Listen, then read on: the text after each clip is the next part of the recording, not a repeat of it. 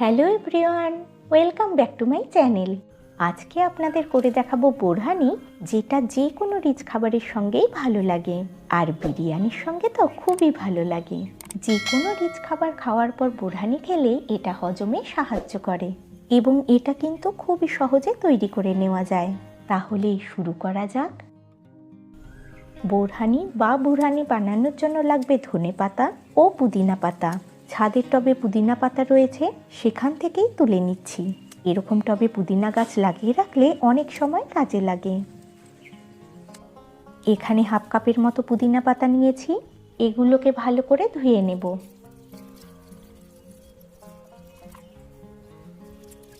ভালো করে ধুয়ে এগুলোকে ছোট চাটনি জারে নিয়ে নিচ্ছি।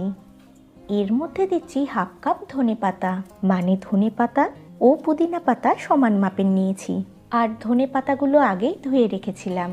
এতে দিচ্ছি হাফ ইঞ্চি আদা, একটা কাঁচা লঙ্কা, হাফ চা চামচ গোটা গোলমরিচ, 2 চা চামচ চিনি ও দিচ্ছি হাফ চা চামচ নুন। 2 টেবিল চামচের মতো জল দিয়ে এটার একটা মিহি পেস্ট তৈরি করে নেব। মিহি পেস্ট তৈরি করে নিয়েছি। এবার এটাকে একটা বড় ব্লেন্ডিং জারে ট্রান্সফার করে নিচ্ছি। যেহেতু বড় জারে পাতাগুলো খুব ভালো পেস্ট হতো না, তাই ছোট জারে পাতাগুলো আলাদা করে পেস্ট করে নিয়েছি।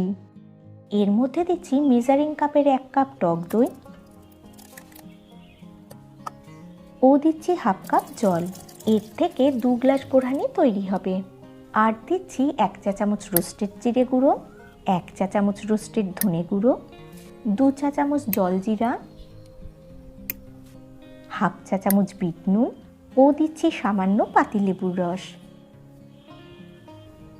এবার এটাকে স্মুথলি ব্লেন্ড করে নেব।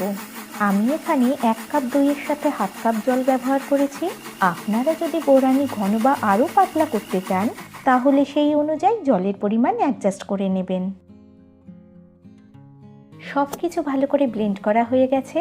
আপনারা চাইলে এই পর্যায়েই সার্ভ করতে পারেন, তবে আমি এটাকে একদম স্মুথ করার জন্য ছেঁকে নেব।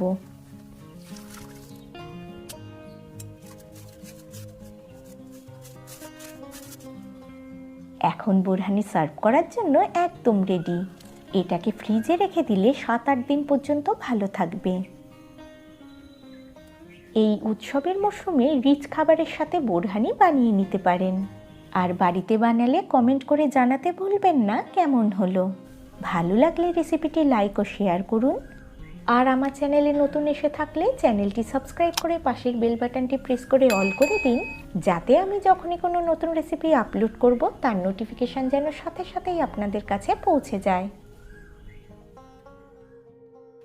আজকের মতো এই পর্যন্ত। আবার ফিরে আসবো অন্য কোনো রেসিপি নিয়ে। সকলে ভালো থাকবেন, সুস্থ থাকবেন। ভিডিওটি শেষ পর্যন্ত দেখার জন্য ধন্যবাদ।